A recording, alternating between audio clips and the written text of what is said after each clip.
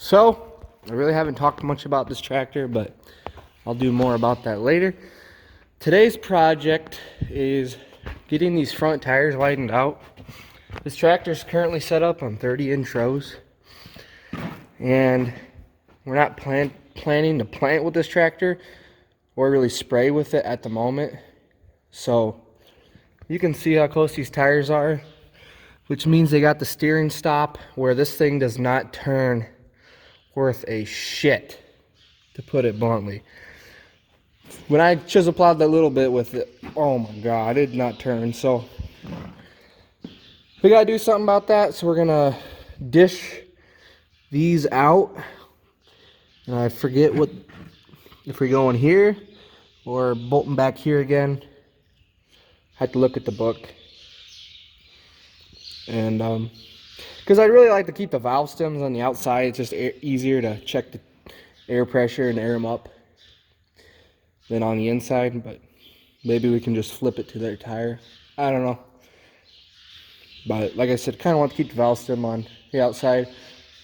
But let's fire this thing up and bring it to the front of the shop. And I'll talk more about it later when we're done, but you can see how close them wheels are. It does not turn. The backs are at 30 inches as well. I don't know that we're gonna adjust the backs or not yet. We thought we were going to, but now we're kind of second guessing. We'll see how it looks at the widened front end, because these tires are not gonna line up with the backs. I don't know. But if we ever do need to spray with the tractor, it'd be easy just to flip the fronts, but the backs are quite a bit of work. So this is a 4960 cold start right here. It's like 40 degrees, but it was like 30 last night.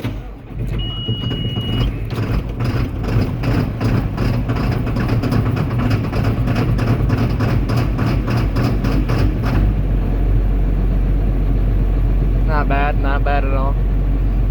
Let it warm up here a little bit, and we'll drive it. There's max turn right there. Ain't much.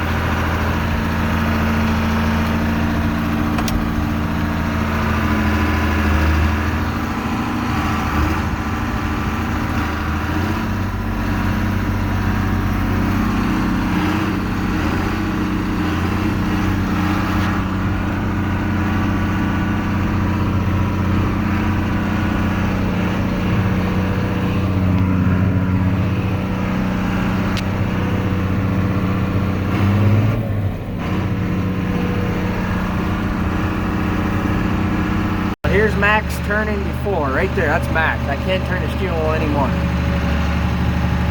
And this is the other way, max.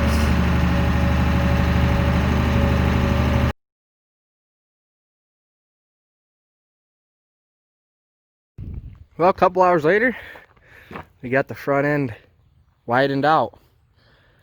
So, haven't drove it yet, actually. So what we had to do was flip the dish, and yes, this kind of looks terrible with the rust. I guess it really should be repainted. Now, I don't know how much of that is permanent or how much of it will get washed off. I'm going to say most of it's permanent, but that's the way it's going to look like for now. Maybe I'll repaint it, and probably not. Too busy. But yeah. So basically flipped the dish around and then bolted it to the same thing. So yeah, it was set at 66 inches before, according to the book, not 60s. 60s would have been even narrower and would have turned as less sharp. So now we're set at 78 inches, I think. And then just wide enough. Well, right here is your steering stops. There's 4 different settings. There's one setting where all 3 are to the side. And then there's another setting where it's just 1, then 2, then 3 are all to the side, pushed over. But this should be max turn. If I remember right, this is 50 degrees turn. And we were set at 34 before. And the lowest is 25 if you're set on true 60-inch rows. So, I mean, it almost is right in the middle of the dual tires. I don't know that we're going to move the backs. Because, like I said, if we ever want to go down cornrows, what we'll do is unbolt this tire, put it over there, and move this one over here, and it'll be set on true 60s, which would be 30-inch rows. So then it really would turn worse than it already did. But if you're planting corn or spraying, you're usually doing pretty wide width, so you don't need to turn as sharp.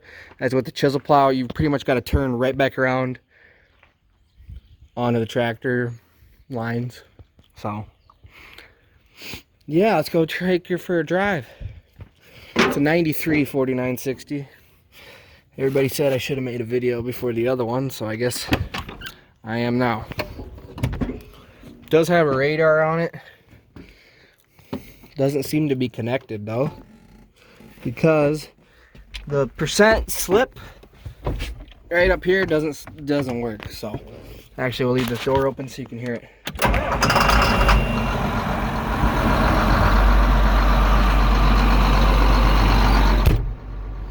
I had to adjust that door when we first got it. It didn't tighten close good enough. So 7,500 hours on it. It does have 2 light bulbs burnt out, but we're probably gonna get LED ones anyway. 4 hydraulics. Of course, 15-speed power shift. Got the mirrors on it. Not the square mirrors we got, just the circle ones. That's good enough.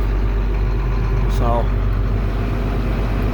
let's see if the air conditioning works. It's kind of getting warm out in the sun, but yeah. See, like percent slip, it just, when I was spinning chisel plowing the other day, it said I had 0% slip. Meanwhile, the tires were turning and I wasn't moving. So I gotta look into that. And then the light behind here is burnt out. It doesn't shine bright at night. It's just dark. So wow. She turns good now. Holy cow.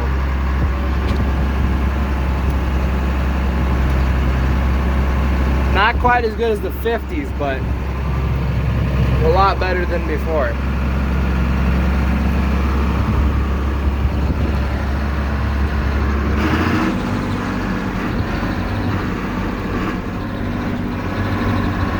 I think there's a belt squealing, so it needs to be tightened up. Quick attach.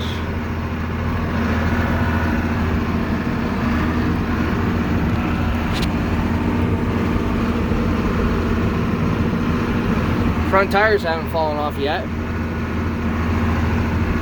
Does give it a beefier look when they're wider. We also had to adjust the fenders in 3 spots. I'll show you that later if I remember.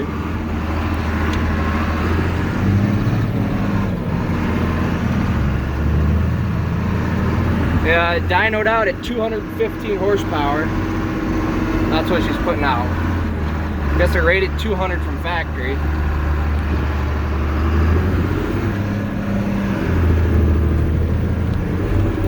That was a little fast.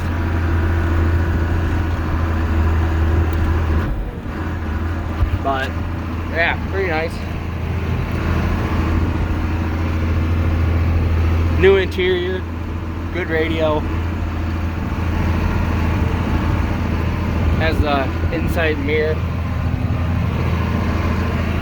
These cup holders, in my experience, are about worthless. They're not deep enough.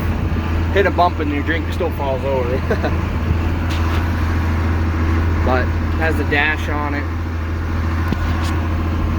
A couple minor things need done, but that's about it. Like, this isn't connected, the blinker switch.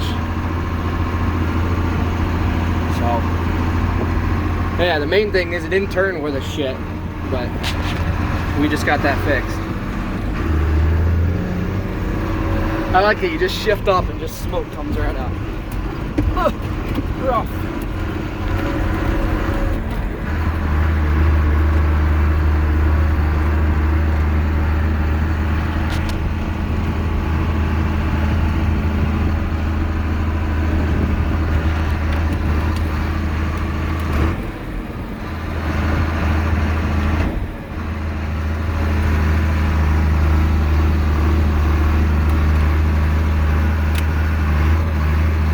we're gonna see how this goes, like if I'm actually chisel plowing. Wow, night and day difference on the turning. So I'd be going up to here, and about right here I'd lift, swing the front end around, give the brakes a tap. Oh yeah, that's pretty close to what the 4450 is like. Yeah, that turns good now.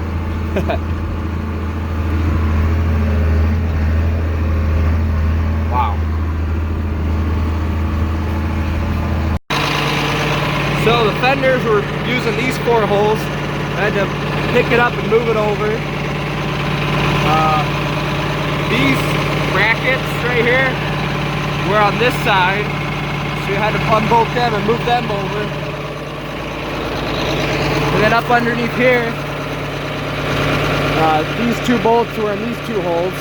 They didn't cover, the fender didn't cover the tires, so we had to unbolt these and move them over, same as the bottom, on both sides of the tractor.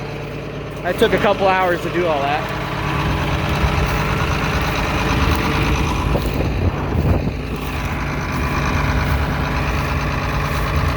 There it is. Looks pretty good with the tires widened out. I need to take a picture of that. So,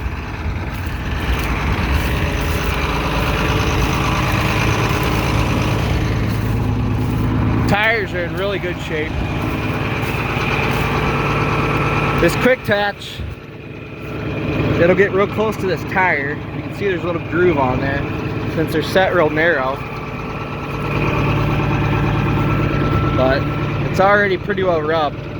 The only thing I don't like about it being this close is if you got any mud on here, this quick attach will scrape it off and it flies up in there. So I don't know if we're gonna widen the ass end out or not. It's supposed to have a switch here to move the 3-point up and down, but it's seized up. I guess they never used it.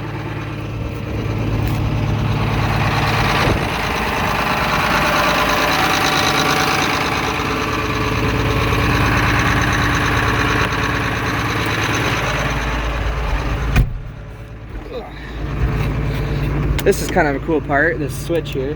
You just click her down, I guess now you can see it, and 3-point will go down,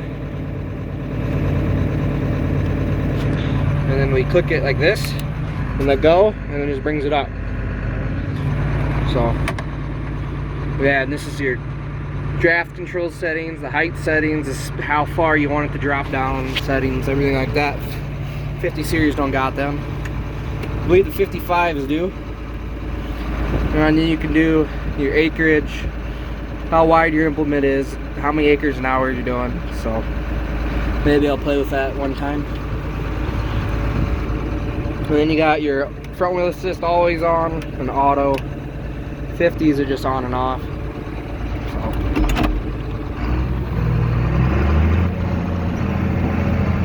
Yeah, there's a 4960.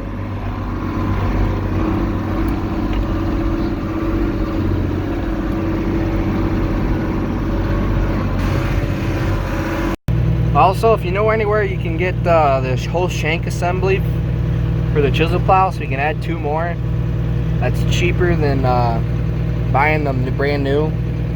It'd be nice to find them. If you can find a junk 712 somewhere, that'd be sweet. Because if you see these 4 holes on the frame there, you get I don't know, like 6-inch stub frame, and then you bolt another shank on each side and make a 9 into 11. So that's what we need.